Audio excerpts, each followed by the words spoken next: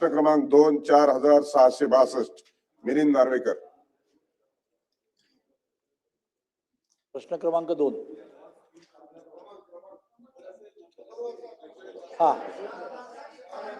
सभापती महोदय, 4662 अटल सेतूचं काम 90% पूर्ण झाले तुम्ही सांगितलेलं आहे, बरोबर आहे? प्रश्न क्रमांक हा आता उदयजी, अटल सेतू ते शिवडी, शिवडी ते वरळी, वरळी ते हर्डीकर मार्ग, ते पासपोर्ट ऑफिस ते बांद्रे कोस्टलला जाणारा रस्ता, हे 10%च काम बाकी आहे असं तुम्ही म्हणता, बरोबर आहे? आता आपण गेले कित्येक महिने बघतोय की ते तसंच आहे. तर ते नक्की 10% काम, त्याची तारीख तुम्ही देऊ शकता का? की साधारण 6 महिन्यात होईल, 8 महिन्यात होईल, वर्षभरात होईल? हे तुम्हाला कधी पाहिजे ते सांगा. तुम्हाला कधी पाहिजे ते सांगा. नाही, मला ते पूल पडायला पाहिजे असं नको आहे, नीट पाहिजे काहीतरी, केला आणि झाला असं नको. तर साधारण केव्हा होईल? आणि ते तिकडचे लोकप्रतिनिधी जे असतील त्या सगळ्यांना घेऊन, इतर अधिकाऱ्यांना घेऊन सगळं नीट सेफ्टी करून केव्हापर्यंत होईल नक्की? मंत्री महोदय. सभापती महोदय, शिवडी वरळी उन्नत मार्ग जो आहे त्याची अंदाजित रक्कम प्रशासकीय मान्यता 2283 कोटीला दिलेली आहे. याचं कार्यारंभ आदेश जो आहे तो 13/1/2021 ला दिलेला होता. याचा कालावधी 36 महिने होता. आणि हा रस्त्याचं वैशिष्ट्य असं आहे की हा रस्ता अटल सेतूला जोडणार आहे, हा रस्ता वांद्रे वरळी सी लिंकला जोडणार आहे, आणि हा रस्ता मुंबई कोस्टल रोडला जोडणार आहे. त्याच्यामुळे काही परवानग्यांसाठी याला उशीर झालाय, याच्याबद्दल नक्कीच दुमत असण्याचं काही कारण नाही. परंतु 62% या रस्त्याचं काम पूर्ण झालेलं आहे आणि सप्टेंबर 2026 पर्यंत हे पूर्ण काम होईल. भाई जगताप. सभापती महोदय, मंत्री महोदयाने उत्तरामध्येच अतिशय त्याचं विस्तृत हे केलं महत्व. कारण हा नुसता कनेक्टर नाहीये, तर हा कनेक्टर मुंबई असेल, अटल सेतू असेल, या सगळ्या याच्या दृष्टीने अति महत्वाचा हा रस्ता आहे. आणि म्हणून आपण आता उत्तर 26 सप्टेंबर पर्यंत आपण याची मुदत त्यांची आहे असं सांगितलेलं आहे. इथे नार्वेकरांनी प्रश्न विचारताना आणि सगळ्यांचाच असं मत आहे की या बाबतीमध्ये मध्यंतरी जी माहिती होती ती अशी चुकीची असेल तर मला आनंद होईल त्या गोष्टीचा. याच्यामध्ये वरळीमधून जाताना इथे तिथला जो मोठा कॉम्प्लेक्स आहे हा त्याचा अडचणीचा भाग होता अशी माहिती आहे. मला माहित नाही की खरी परिस्थिती काय आहे ती. कारण तेवढाच जर पोर्शन आपण पाहिला, पुढचा अटल सेतूला जो कनेक्टर आहे तो चालू झालाय पुढे शिवडी पासून, तो म्हणजे तिकडे काम सुरू झाले. हा मधला जो एक ज्याला म्हणतो ना फिलिंग द ब्लँक्स, त्याच्यासारखं तो राहिलेला आहे. आणि म्हणून याला प्राधान्याने पहिलं आपण महत्व देणार आहात का, आणि तो तात्काळ करण्याच्या दृष्टीने आपण कॉन्ट्रॅक्टरला तशा सूचना देणार आहात? सन्मान्य सभापती महोदय, भाई जगताप साहेबांनी सांगितलेली वस्तुस्थिती खरी आहे. रहिवाशांच्या पुनर्वसनाच्या निमित्तानं देखील हा रस्ता रखडलेला होता. त्याच्यामध्ये भाईंनी सांगितल्या पद्धतीनं 19 इमारती याच्यामध्ये बाधित होत होत्या. त्याच्यामध्ये 386 कुटुंब होती, परंतु त्याच्यावर देखील निर्णय झालेला आहे. आखणीत बदलानंतर 2 इमारती आता म्हणजे 83 कुटुंब याच्यामध्ये फक्त बाधित होणार आहे. त्याच्यामुळे हा प्रश्न आता निकाली निघालेला आहे. आणि याच्यामध्येच अजून एक जो महत्वाचा विषय होता तो म्हणजे एल्फिस्टन उड्डाण पुलाची जी पुनर्बांधणी होती, ते देखील 2283 कोटीच्या टेंडरमध्ये इन्क्लूड आहे, आणि ते देखील काम डबल लेअरनं पूर्ण होणार आहे. सुनील शिंदे.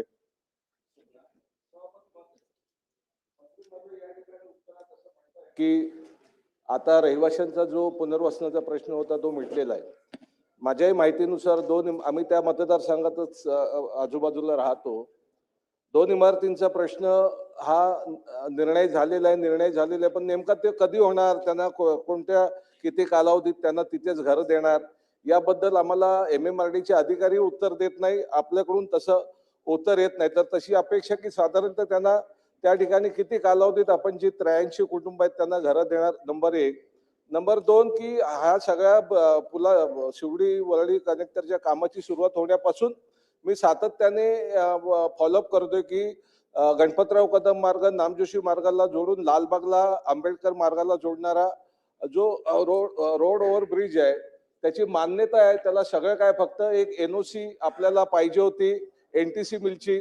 मला मी आपल्यावर टीका करत नाही किंवा आपल्या मुद्दामून हा विषय आणत नाही, परंतु रेकॉर्डवर आहे की आपण मला सदनात आश्वासन दिलं होतं या संदर्भाने. प्रश्न विचारा.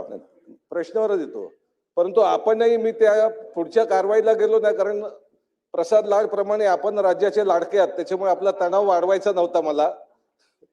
तर कृपा करून ह्या शिवडी वरळी कनेक्टरच्या सोबत वरळी वासियांना, लोअर परळ वासियांना, डीलर रोड वासियांना दिलासा देणारा, कारण भविष्यात या ठिकाणी ट्रॅफिकचा जटिल प्रश्न आहे. तर एनटीसीच्या याच्यात मध्यस्थी करून ती एनओसी पाहिजे, ती ताबडतोब मिळवून द्या. कारण आज कितीही म्हटलं आपण या उत्तरात, तरी ट्रॅफिकचा हा जटिल प्रश्न आहे.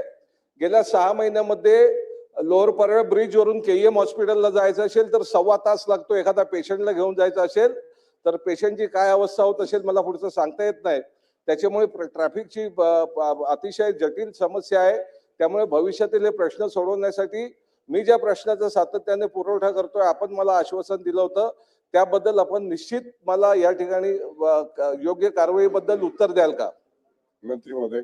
सभापती मध्ये 2 मुद्दे सुनील राऊत साहेबांनी या ठिकाणी मांडलेले आहेत. एक पुनर्वसनाचा विषय सुनील शिंदे साहेबांनी, हे दोघेही चांगले मित्र असल्यामुळं नावात थोडं हे झालं. बाधित 83 कुटुंब आहेत, त्या 83 कुटुंबापैकी 4 कुटुंबांना रोख आपण प्रत्येकी 1,17,00,000 दिलेले आहेत आणि 79 कुटुंब जी आहेत त्यांना आपण म्हाडाकडून किंवा MMRDA कडनं जी काय सदनिका आपल्याला प्राप्त होणार आहेत त्याच्यामध्ये आपण पुनर्वसन करणार आहोत. आणि सदनिकांचा जो क्रायटेरिया ठरलेला आहे तो 300 चौरस फुटाचा आहे आणि प्लस 35% फंजिबल एरिया आहे. त्याच्यामुळे त्यांना जो काही नियम आहे त्या नियमाप्रमाणे आपण त्या ठिकाणी देतोय. आणि नाही, 4 कुटुंबांना 1,17,00,000 रुपये आपण दिलेले आहेत आणि MMRDA कडे आणि म्हाडाकडे आपण मागणी केलेली आहे त्यांच्या सदनिकांची. त्या मिळाल्यानंतर तात्काळ आपण त्यांना देणार आहोत. दुसरा, मगाशी आपण जो मुद्दा मांडलात की वरळीचा, म्हणजे शिवडी वरळी उन्नत मार्गाचा जो आपण मुद्दा या ठिकाणी मांडलात, त्याच्यामध्ये मी असं म्हटलं की जे 2 डबल डेकर जे मार्ग होत आहेत त्याच्यामध्ये पहिला स्तर जो आहे तो एल्फिस्टन पूल प्रमाणेच होणार आहे आणि दुसरा स्तर जो आहे तो शिवडी वरळी उन्नत मार्ग होणार आहे. त्याच्यामुळे त्याच्या परवानगीच्या जर काही अडचणी असतील तर त्याच्यामध्ये नक्की लक्ष घातलं जाईल आणि लवकर नाही त्या संदर्भामधली माहिती घेतली जाईल आणि त्याच्यामध्ये जर एनओसी साठी काही रखडलं असेल तर ते एनओसी देखील तात्काळ देण्याचे निर्देश दिले जातील. प्रवीण दरेकर. सभापती महोदय, जे त्या ठिकाणी सुनील शिंदे साहेबांनी विचारलंय, आपण त्या ठिकाणी म्हाडाकडून MMRDA ला सदनिका प्राप्त होणार आहे आणि त्या सदनिकांच्या संदर्भात दुरुस्ती त्यांची काम सुरू आहे. तर किती दिवस दुरुस्ती होणार आहे? कारण नाहीतर म्हाडाकडून MMRDA ला पहिल्या दिल्या असेल तर त्यांचं दुरुस्तीचं काम किती दिवसात पूर्ण होणार आहे आणि त्यांना तुम्ही ऍक्च्युअली अलॉट करणार आहात? मंत्री महोदय. सभापती महोदय, सन्मान्य सदस्य प्रवीण दरेकर साहेबांनी जो प्रश्न या ठिकाणी मांडला ती वस्तुस्थिती खरी आहे की त्याचं दुरुस्तीचं काम सुरू आहे. ते किती दिवसात होईल याच्याबाबतची सध्या माहिती माझ्याकडे नसली तरी लवकरात लवकर ते आपण तयार करण्याच्या सूचना आपण त्यांना देऊ आणि जेवढ्या लवकरात लवकर आपल्याला करता येईल तेवढ्या सदनिका ज्या लाभार्थी आहेत त्यांना वितरित करण्याच्या दृष्टीनं आदेश देऊ. सचिन आहे. सभापती महोदय, सुनीलजी, तुम्ही सांगताना ते कोणाचे लाडके, पण संशोधनाचा विषय आहे की ते कोणाचे लाडके आहेत, मुख्यमंत्र्यांचे की उपमुख्यमंत्र्यांचे? सभापती महोदय, हे एस्केलेशन वाढवण्याचा प्रकार कसा होतो हे याच्यातून आपल्याला सिद्ध होतोय. आता हे पूल बांधकाम जे अंदाजित केलं गेलं, माझा स्पेसिफिक प्रश्न आहे की त्यावेळीच तुम्ही जे निविदा काढल्या त्याची रक्कम किती होती आणि आता एस्केलेशनच्या वरती हे लेट झाल्यामुळे ती रक्कम किती होणार आहे? कारण सभापती महोदय काय झालेलं आहे की एअरपोर्टला जोडणारा हा पूल आहे, म्हणजे आता एअरपोर्ट सुरुवात झालेली आहे, पूर्ण उपनगर आणि सर्व विभागातली जी ट्रॅफिक आहे ती इकडनं जॉईन होणार होती ती आता होणार नाही, ते दुसऱ्या मार्गाने जाणार आहे. म्हणून माझा स्पेसिफिक प्रश्न असा आहे की बा ती किती रक्कम आता वाढणार आहेत, त्यामुळे किती कोटी रुपये होणार आहेत, हा झाला एक भाग. दुसरी गोष्ट, जसं सुनीलजींनी सांगितल्याप्रमाणे तिकडे कामगार नगर आहे, ती वस्ती आहे, अनेक ज्या जुन्या मोडकळी झालेल्या ज्या इमारती आहेत, तुम्ही आता निर्णय घेऊन एल्फिस्टन ब्रिज आता तोडतायत, ते डबल डेकर बनवण्याचा काम 26 पर्यंत होईल असं वाटत नाही. त्या भाडेकरूंना तिकडेच घरं पाहिजे ही त्यांची मागणी होती. त्या योजनेमध्ये त्यांना त्याच परिसरामध्ये ते अंतर्भूत करण्याचा पण देखील प्लान तयार होता, पण ते झालं नाही. आणि ते तुम्ही कधी करणार आहात? आणि आता विशेष जे कामगार नगरचा जो विषय आलेला आहे, त्यामुळे लोकांना तुम्ही MMRDA मध्ये 3 वर्ष अगोदर पाठवला, त्यांना सांगितलं 3 वर्षात तुम्ही करू. आता त्याचे भाडे पण त्यांना दिले जात नाहीये. तर त्यांना परत आणण्यासाठी आपण किती महिन्यामध्ये त्यांना परत आणणार आहे, त्या निमित्ताने स्पष्ट करावं. मंत्री महोदय. नाही, सभापती महोदय, मी सांगितलं की जो प्रवीण दरेकर साहेबांनी मुद्दा या ठिकाणी मांडला की MMRDA आणि म्हाडाच्या ज्या काही सदनिका आहेत त्या दुरुस्तीचं काम सुरू आहे. त्यांना लवकरात लवकर त्या दुरुस्त करण्याचे आदेश दिले जातील आणि लवकरात लवकर या लोकांना त्याच 3 किलोमीटरच्या परिघामध्ये कशा पद्धतीनं घर देता येतील यासाठी प्रयत्न केला जाईल. नंबर 1. नंबर 2, आपण जो सांगितलं की डबल डेकरचा जो विषय आहे ते डबल डेकरचं सेपरेट काम नाहीये. जे काम आहे ते 2283 कोटीच्या कामामध्येच इन्क्लूड आहे. त्याच्यामुळे त्याची वर्क ऑर्डर आपण जी दिलेली आहे ती त्या कामाची देखील वर्क ऑर्डर त्याच्यामध्ये, त्याच्यामुळे त्या कामाला काही सेपरेट निविदा काढायची आहे किंवा सेपरेट आपल्याला अजून काही करायचे, पैशाची तरतूद करायची अशातला भाग नाही. त्याच निधीमध्ये ते इन्क्लूड आहे. आणि सगळ्यात महत्वाचा मुद्दा, मी कोणाचा लाडका आहे हे आपण जे विचारलं, याच्यापेक्षा तुम्ही आणि सुनील शिंदे हे वरळीच्या आमदारांचे कोण लाडके आहेत हे देखील आम्हाला दोघांपैकी एक कळलं पाहिजे.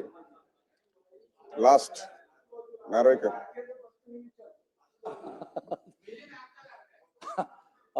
माझं मंत्री महोदयांना विनंती आहे की तुम्ही एक त्या जुना पासपोर्ट ऑफिस जे आहे ना तिथे एक व्हिजिट द्याल का? म्हणजे तुम्हाला ऍक्च्युली करेल की ते काम 10% जे पूर्ण आहे ते कसं करता येईल, काय करता येईल, तर तुम्ही ती व्हिजिट द्यावी अशी माझी विनंती आहे. मंत्री महोदय. माननीय मिलिंद नार्वेकर साहेब जो दिवस सांगतील, जी वेळ सांगतील, त्या वेळेला मी स्वतः त्यांच्या समवेत पाहणी करायला तिथे येईल. प्रश्न क्रमांक 3, 5537 अमित गोरखे. प्रश्न